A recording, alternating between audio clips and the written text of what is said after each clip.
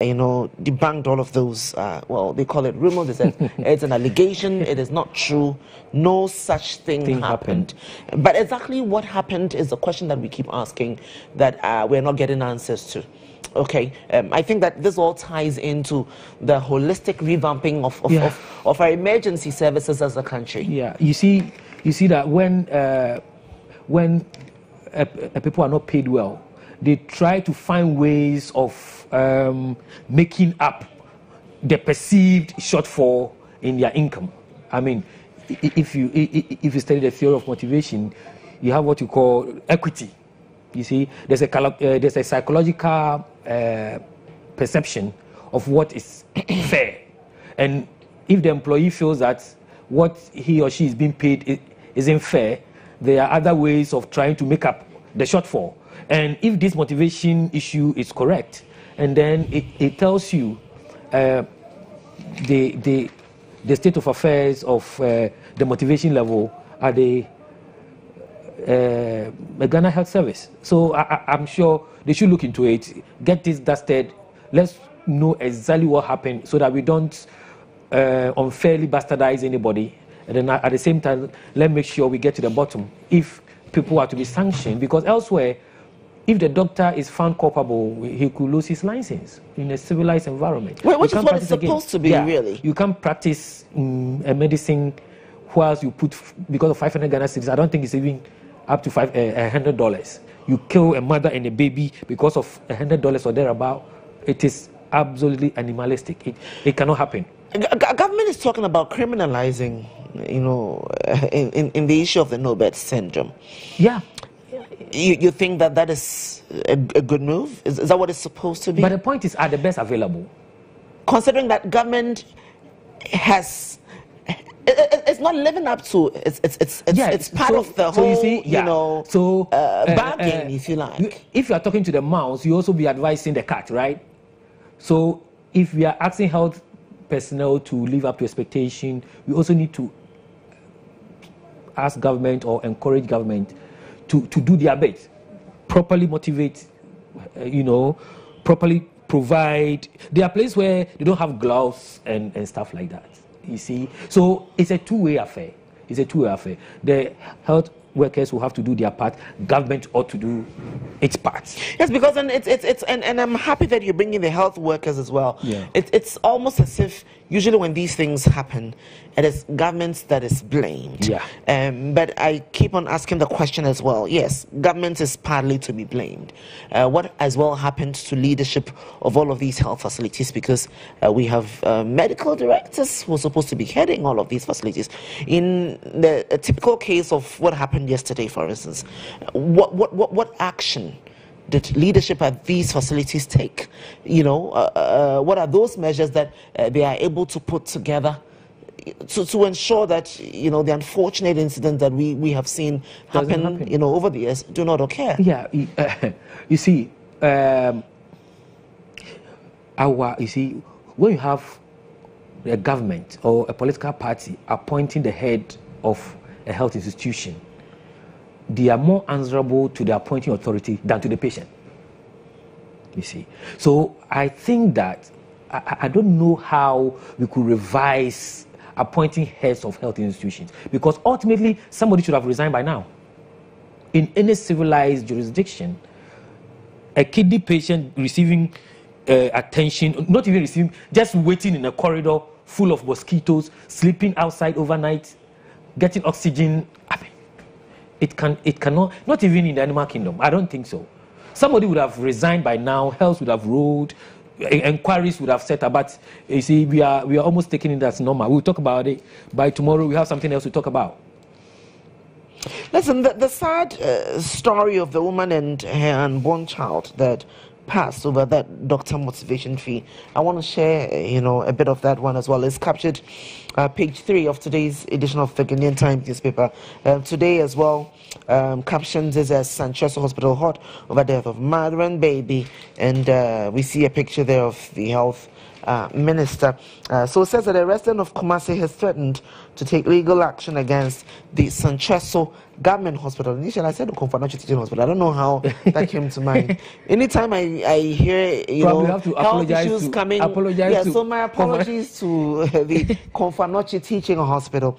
So the Sancheso Government Hospital in the Ashanti region, that this resident has actually threatened to take legal action against it over the death of his wife and his unborn child. Pastor Solomon Lamon Latif of the House Faith Ministry is accusing some health workers at the facility of negligence when his 30-year-old wife, Angela Efrie Ajimai, went into labor.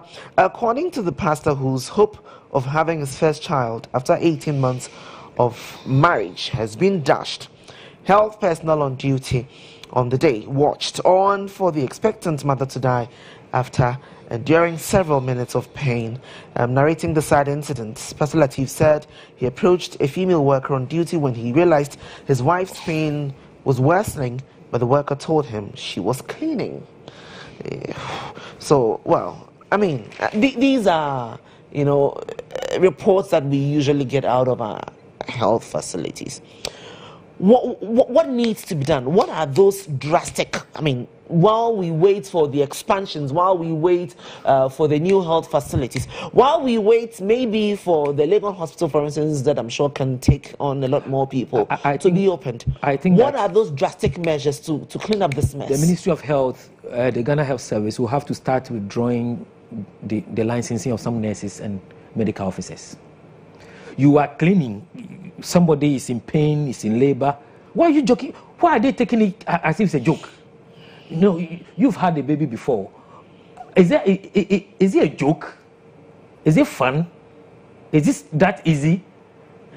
So if you have somebody in pain, why do nurses assume that nothing will happen? You are okay. You will not die.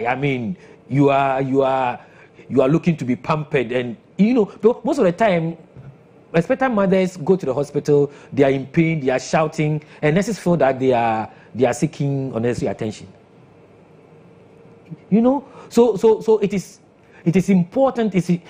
It's important. Let's start withdrawing some people's licenses, ban them for 10 years, ban them for life, and then people start sitting up. They will think twice before they misbehave. They will think twice before they ask for this motivation fee or whatever they call it. So, reports reaching us this morning suggest that at the 37 military hospital, for instance, and indeed the news team will get us more updates on this. At the 37 military hospital today, the NHIS does not work. And so you have, patients going in there having to pay everything out of pocket.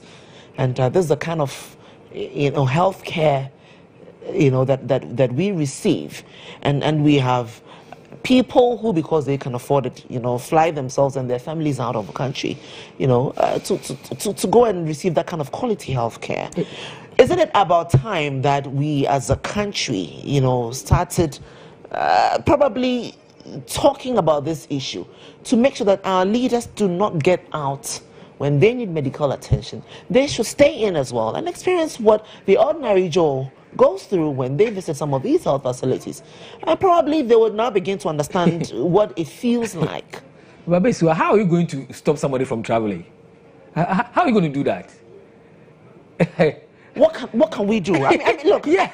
If you have experienced it, then you know what we say, that if indeed you know that you would find yourself in this position, in this place, you probably would have done things in a different way. Better. When you were in that position to do that. Haven't we heard politicians who've been incarcerated, speak to the fact that if only I had done better. You know what I'm saying? When we talk about the congestion situation in our prisons and all of that. You see, I'm in danger of repeating everything all over again. The issue is that you see, even look at emergency care. Look at emergency care. If somebody collapses here now, whom are you going to call? Are you going to call the ambulance service? By the time they arrive, the person will be gone, dead. So you get your That car. is if only there is one available. You see?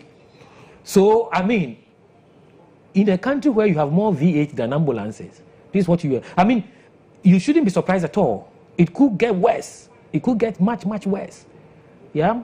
One V8 can buy about 3 ambulances, standard. But it looks like it's much, much easier buying the V8 than an ambulance. And it looks like we're getting more. I remember that ahead of election 2016, candidate Akufo-Addo actually talked about the fact that his ministers, or probably when the appointment started, was talking about how that they were going to, work with the salon cars. Yeah. And not even bring in new ones. I mean, I know that there were some cars already in the system, which, I'm sure we can probably have another conversation, probably another time on all of that. But I'm looking at a situation where the president can, step in and say that, look, we're going to let go of all of these vehicles and probably use those resources to fix our health system. The president can do that. The president can do that. Probably it's not been brought to his attention, or I have no doubt if the president. This is no news. I mean, this is no news. The fact that we have such situation in our health facilities, it is no news. Yeah, it's no news. Today. But the idea of stopping, probably we don't buy any V8 for any government official for the next 2 or 3 years, and then feed into the ambulance system. I understand there are some ambulances at the Air Force Base, substandard ambulances that have been parked, over 35 of them, because of procurement issues. They are not workable, and so they are sitting there. So we spent money. So you see the problem. It's not just about the lack of resources. It's also about the wastage in the resources. We have spent money. We have 35 ambulances sitting down because they are not fit for purpose. They are not, the former health minister is saying we have some equipment that can be fitted. The current health minister is saying this is not true. It is a total mess. It's a total mess. But I think that we should put our priority where it should be. Let's give some comfort to our citizenry. As I'm sitting here, I pray I don't fall ill. Well, you're human, so because otherwise, my best bet is to seek private. I can't go to Kolebu today. You can't go there. Most definitely not. You can't go there. And we pray that you or your loved ones or your friends don't end up there, because otherwise you'll be in the queue. You'll be sitting in a plastic chair for 3 days. I mean, one woman says she bought the plastic chairs, and when they are discharged, I'm taking my plastic chairs with me. and exactly so. But I mean, I'm still asking myself the question, how we got there. Yeah. Must I come to a health facility to receive health care, and I have to pay for seats, not even a bed? Yeah. So you see, before I can, the issue of insurance, I can receive that kind of attention. At that point, sad. The NHIA is even defeated, because it takes money to buy the chair. Okay, what happens to your insurance? It's dead and gone. So I think that if I wish that a member of parliament or somebody will raise this issue, a serious debate takes place, and then we see the way forward as a country. I don't think we blame any government per se. Collectively, we are responsible as a country for this state of affairs. So Kolebu refusing referrals, which decision we're told this morning is affecting the surgical department emergency cases. That is serious. They are ranking the cases. You have red, yellow, and green. Mm-hmm. Red is an emergency, But even in emergency cases, they're saying that, look, because then there's very little they can do. There's very little they can do. Yes, there's very little they can do. So it's a helpless situation as it is now. Let's take action. Are you Ghanaian? I think that you have to demand, what is due you. We deserve better than what we're getting. I guess it's just how I want to end the segment. Next up, some beauty queens going to be engaging King Calf. So stick around for some flirtations from my king. I know him. It's GH today. You don't go away.